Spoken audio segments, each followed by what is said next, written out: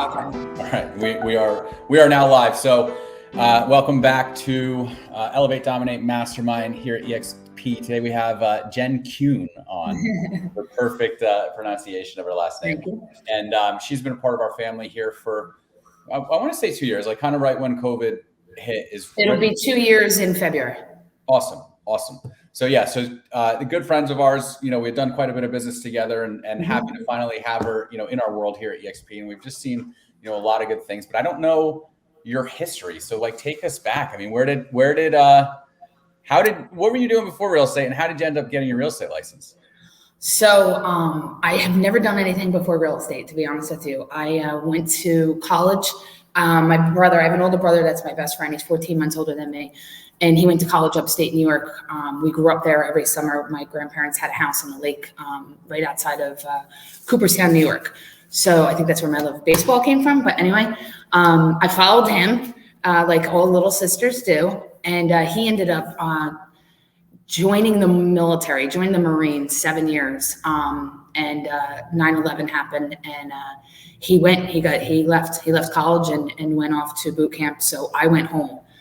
So I never finished. And my dad was like, well, what are you gonna do? And I was like, I really didn't even know anything about real estate. My dad is a licensed surveyor. My uncle has home inspection. I mean, it's kind of in my family per se, just without the real estate license. So he paid for school. I think it was $400. Bought me a laptop and said, I'll pay your cell phone bill and go do something with yourself. So I went to real estate school, and I remember my first job was with Diane Turton Realtors. And I remember I was so young. And I was like, I met the manager, the broker manager of the office. And I remember I was interviewing. I wore a suit, I was like sitting there and I was like interviewing, like now I know, anybody gets hired, but it was really cool. And I treated it like a job. It was awesome. So I fell in love with it from day one. How, and when you say were you like 22 when you first got your real estate license? 24. What's that? 24. I ask because I feel like I personally, I've always attracted more of like the younger, like it's good to like, I got mine at 21. I don't know. It's just, I always like to see when the agents come in young and then have success and they don't like leave the business. Yeah, it's good. I have a real estate school now, which we'll get into that, but I have 18-year-olds in my class, and God, I wish instead of, because I stayed home for a little bit. My brother was older than me, so I had to wait. So I literally like hung out on my mom's couch for 3 years. So you're 24, you get your real estate license, you're with Diane Turton's office. Yes. Was it a piece of cake and kind of the rest is history? Or was it like, mine was not easy when I first started. I didn't sell anything for 16 months. I mean, I looked like a baby. I never owned a home. I hate to say it because I did have somebody that was my mentor. And I looked up to her and she was great. But I was never told to prospect. I was never told you had to pick up a phone. I was never told anything that I didn't know what to do. So I'll never forget it. I would go into the office. I'd get there at 9, leave at 5. And I would literally, anybody that was wearing a suit and tie, I said, that's who I need to be by. Or any woman that was wearing a professional suit, and it was, when I got into it, it was, a lot of people were a lot older. And there really wasn't, I was the youngest person, I think, probably in the company, to be quite honest with you. And I would just follow them around. And I would listen to them on the phone, and I'm like sitting there, and I was like in awe.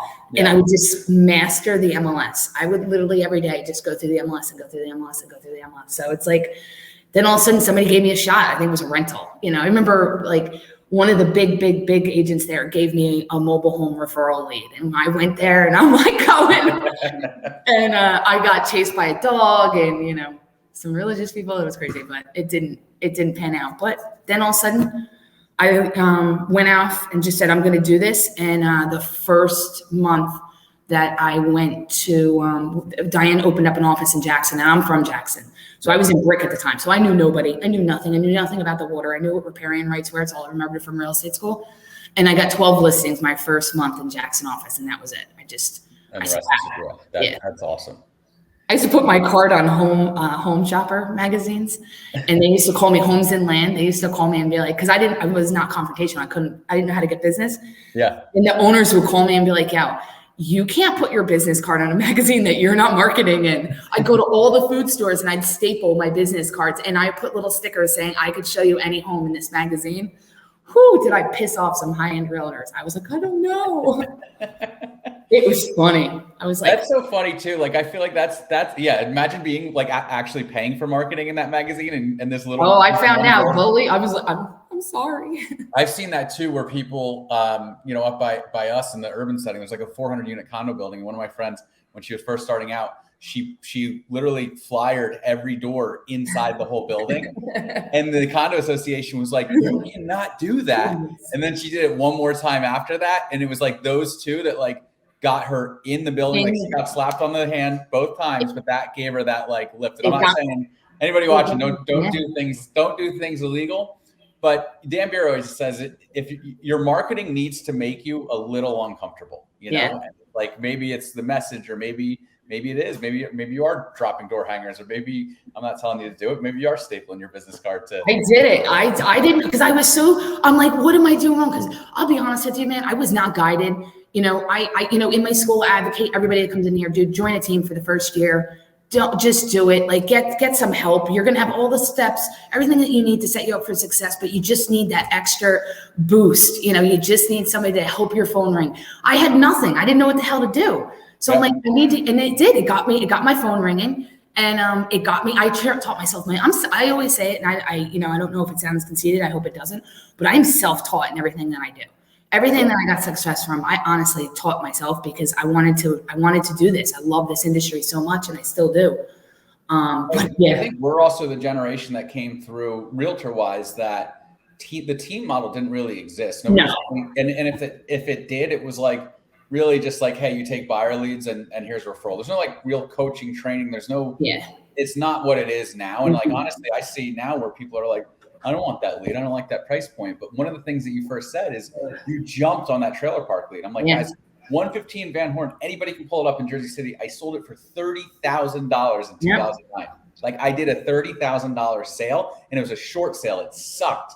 But I did the deal because I wanted to get my transaction count up before I started worrying about what my average price point was. Oh, I still to this day don't care about my average price point. I mean, every coaching call is like, what's your average? And it's like, I treat a $60,000 lead like a $1 million lead. And I train, people that are within my organization around me to do it the same way, because there's, that's, and when I always tell my agents, it's like that $150,000 buyer lead, or that rental lead, or that whatever lead, you're going to watch how hard you work for them, because you know what? 12 other people told them to go fuck themselves. Pardon my mouth, but it's the truth. And you're willing to put your hours in and take them out. So I don't know. It always comes back. That always helped me with that is, and this was a Matthew Ferry thing. He always said, treat when you meet with anybody, like when you have a conversation with anybody about anything, treat them as if they're the person that can change your life. Yep. And that $150,000 lead, I hear it so many times where like, you don't know what you take care of them. Their parents might own a $15 million place in Colts Neck. Like you just don't know. And a lot of people in this area are connected. Like one of my best transactions, Doogie McMillan, he's a buddy of mine, business partner and everything. We've done a lot of stuff together. He came to me from a gal that I didn't rent something to. Like I tried to rent her an apartment. It was a rental client, tried to rent her an apartment. Didn't rent her anything. She ended up referring me to, she rented directly from nowhere, referred me to this gentleman named Doogie. Doogie was like a $200,000 purchase, pain in the butt kind of thing. But then Doogie referred me to somebody that bought a place for $1 million at 77 and paying out 4%. It was a $40,000 commission. And then Doogie ended up becoming a real estate investor that got his real estate license too. 1 year, he sent me like 6 or 7 referrals. And then the original person, since I stayed in touch with her and her husband, they got married. They bought a condo for me in Hoboken for like $675 or something too. Like there's multiple 6 figures that come out of it's literally a rental connection. So I tell people, like when you're looking at these leads, they don't need to transact. Like have them bring them. They're part of your family now. Like bring them in, help them, give the gift. And maybe they'll transact down the road, or they'll send you to somebody that will, or they won't. And that's fine too. And it's so funny because I literally preach that to my team since I started a team. I always say, one, always answer your fucking phone, dude. You never know, and always treat it like. And I became, with Oreos and stuff like that. My phone was going crazy. I knew when I was being bad on the phone. I was like, I got to get off the phone, man, because I'm going to ruin, my reputation. I'm going to ruin. You get too much, and when you got to step out, right? When you become when things come too much. But these new agents, I'm like. Every phone call is an interview. One of my large REO accounts now that is becoming extremely came into a HUD account, came into everything. The guy called. He's from New York, okay, and this is a God's honest true story. And his name and his number in my phone is still 636 Cambridge, because that's the property that I sold for him. He called on an REO that I had on the street, and I was on an interview, and I had no idea I was on an interview. And he just asked me to do this and do that, and I did it as every other call that I would do. It turns out he's a multi-millionaire, if not billionaire in REOs. And it was another account. And now I cover all of his Monmouth and Ocean. And, we just got 32 properties to comp out. And he has a reverse mortgage. He buys all reverse mortgage, non-performing notes. And it's like all from a phone call. And I passed that interview, and he was like, you know what do you do? And that was it. And the relationship was done. I proved myself. I sold that property. He goes, all right, listen, I'd like to get in contract with you. I pay 5% commission in 4-month listing agreements. Will you do that? Can you cover these both areas? He didn't know anybody. Now I'm sitting here and I'm sending him with other people and building. And now he just offered me, I'm going to sheriff's sale for him from Monmouth County. Yeah. And what's great about that too is people like that, they play in that world. So all of his friends do the same thing that he does because he likes to talk about it, Yep. And he definitely, once he talked to me, he definitely called other people. And thankfully I have, I had some REO, a couple years experience before I had gotten here.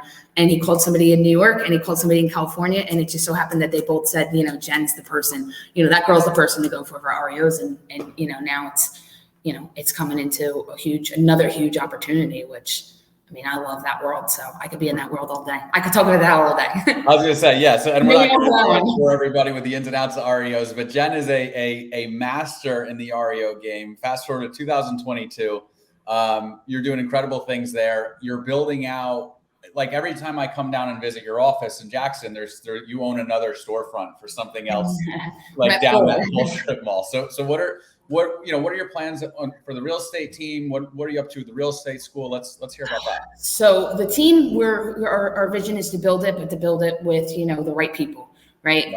And the school, I fucking love the school, man. My first class, I'm the instructor myself.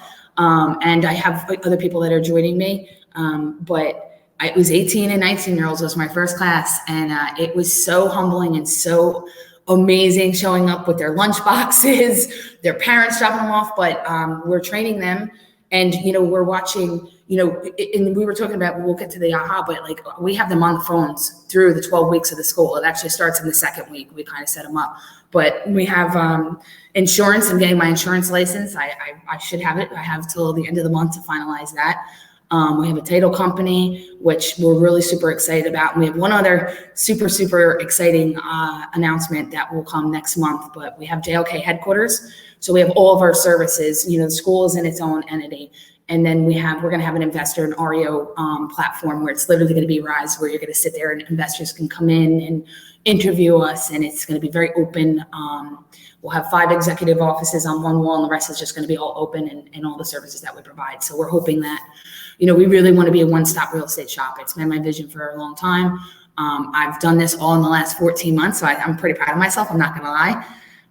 Got a lot of licenses and a lot of hustle, and time blocking is key. And I did take I did get out of the business a lot, which has allocated. The school is really, really important to me. So it's not so much my numbers. The numbers are still good, but my last, my 2021 was really building this empire and getting the foundation so that, we can help the real estate industry. If anybody talks to me about my school, I'm very, very passionate about education that everybody's getting in the curriculum and what we're putting out there. And it means more to me than, anything in the world. And when I was on the interview with the real estate commission, they actually called me after I hung up and they were like, tell me more about what you're doing. And I am like, I'm on a mission to make agents, just a little bit more educated and ready to have a 6-figure income and join a team and not have to sit there and say, how do I open up the MLS? Where's the MLS? What's the MLS?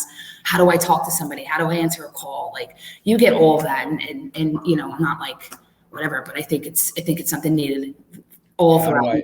How do I staple my business card to this magazine? Once. That's how we're beginning. Now it's like, it's funny. I was talking to a buddy of mine that owns another real estate school, and I was telling him, I'm like, you're doing great, and you're not the least expensive real estate. You're actually probably the most expensive real estate. I am the most expensive real estate school in New Jersey, and I'm proud of it. And I do not teach brokers because they are only in their way. I remember when I went to broker school and the teacher threw a book at me, and that's the God's honest truth, because I had 2 phones. I was opening up a Remax, and I was at Century 21, and I just needed the license. That's all you need when you're going to broker school. You just want that elite title. I'm $8.99 is my new licensee, and I'm proud of it. And people love it. They come in, they love the hands-on. I don't have more than 10 desks in here, and I never will. And it's just a different, like, hey, listen, we can go, like, that's why it's like varies. Sometimes, you know, if it's one-on-one, it might be 8 weeks, it might be 10 weeks, it might be 12 weeks, because they tell me when I can move on. The students collaborate together and they become friends. They sit here and they talk around. Hey, you know, I'm in the beginning, the young ones, I was making them call me Dean Kuhn just because I thought it was funny. And they did. And then I felt weird. I was like, oh my God, no. But they're like, can I stay after class? Can I come and listen? And you know, there's people from Remax that referred. I have an agent from Next Home right now that's going to be, so it's not just like, I saw somebody that I used to work with at another company and they were like, oh, you know, is that just to get them all in? And I'm like, fuck you, dude. If you think that I'm going to go and I'm going to spend 12 weeks of my time, no, I want to change the industry. Like, have you seen anything that I've said? Like, do I recruit? No, you guys all know I don't recruit. If you're in this industry, I'm not calling your people and I'm not going to recruit them. I just want to help. I really want to help when they're writing contracts and people are submitting this stuff. You know, we're not, our industry, we're not very in the public. They don't think we really do much. We're overpaid door openers, and it's sad because we're not. People who knew how much we busted our ass and got rejection and people use and abuse us. It's, you know, I have so much passion about that. I'm like, if you got there and you showed up and you had your A game, and you know, who cares the way you dress? Yeah. I had tank tops and shorts on and I did a great career. But my knowledge is what came out of my mouth. The best thing I always say about you, Brett, is when I heard you and you're like, I can work with you if I can sit and have a beer with you. And I think that's so good and such a great way to reflect on who you want to surround yourself with, because who you surround yourself with is really, really, really important. And at the level I'm at right now, I'm going to be the lowest one at every table. So that's all. Somebody we were working with more of a mental coach, and he was kind of set. He's like, what does that mean? You know, what exactly does that mean? You want to have a beer with them? I'm like, you know, when like somebody invites you to dinner or like to a Yankees game and you don't want to go with them, that's not who I want as a client. I want the one that like you go and you know you're just going to hit it off. It's going to be fun. It's going to be, you know, exciting. It's, you know, like that, like the lunch with Jack Krupe or whatever. We all got to like, that's just an enjoyable. Everybody had a great time. You know, those are my people. So cool. He's my people. You're on the realtor side of things. You know, if somebody, I service area, you're mainly, you're kind of doing a little bit of everywhere, right? But if I cover for REO, I cover the whole state of New Jersey, for sure. I mean, love that, you know, love that. But for regular basic business, my team covers. I just hired a new agent. Today's his first day. Trey came from Pittsburgh. He's dual agent. He took my school to do the continued ed that he had to do. But he's like, I'll fucking go anywhere. I was like, you're my people. That's who I want at my table and my agents. I want somebody that's like, fucking go anywhere. But mainly we do Monmouth, Ocean, Mercer, a little bit of Burlington. Cool. And then, so if somebody want to get in touch with you on that side of things, or if somebody said, hey, I don't have my real estate license, I want to attend your school, this sounds incredible. Or if somebody's like, hey, I already have my real estate license, I want to align with you, you know, on the eXp front, what's a good way for somebody to get in touch with you? Jennifer at jlksalesgroup.com is my email. And you can always check out the school. It's nextlevelrealestate.school. Makes it easy.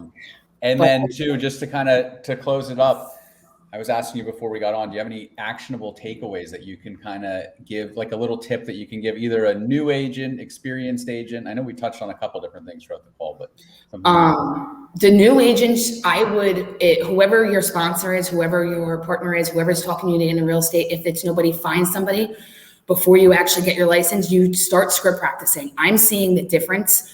I was never big on script practicing. I'm growing, I'm learning. These guys are script practicing 10 weeks before they actually get their license. So by the time they're licensed, they're comfortable. We're having them do videos. You have to watch the difference. Do those videos, man. Hey, listen, I'm a realtor in training. Oh, no, can't say realtor in training. I am in training to get my real estate license to soon be. Do not say realtor in training. Real estate commission will yell at me for that. They told me no. But no, just to get and start putting yourself out there, dude. And if you're licensed and you're struggling, I'm sorry, I hate to say it, join a fucking team, man. There's nothing wrong with it. You don't have to, it's not a life, obligation. You might love it, you might not, but because you're going to, otherwise you're just going to quit. And it's a great world to be in. I'm telling you, it's a great industry. Awesome. Well, always a pleasure rapping with you. Yes. I hope to, I'll come down and visit the Jackson office one of these days. And that too, guys, Jen's in the office like every day too. So if you just Google. We open at 8. We're here. Go to eXp in Jackson. And I teach on Saturdays. So I'm here on Saturdays if anybody wants to look for her. What's that vehicle that you got, the Jeep thing? Oh, my poor man's G-Wagon. I got my Moke. It's a, it's a 007 little electric car. I can't drive it now because it's a summer car. So it's got flat tires in my shed, but it'll be back in April. Awesome. Well, no, I appreciate you being on, and I hope to see you soon.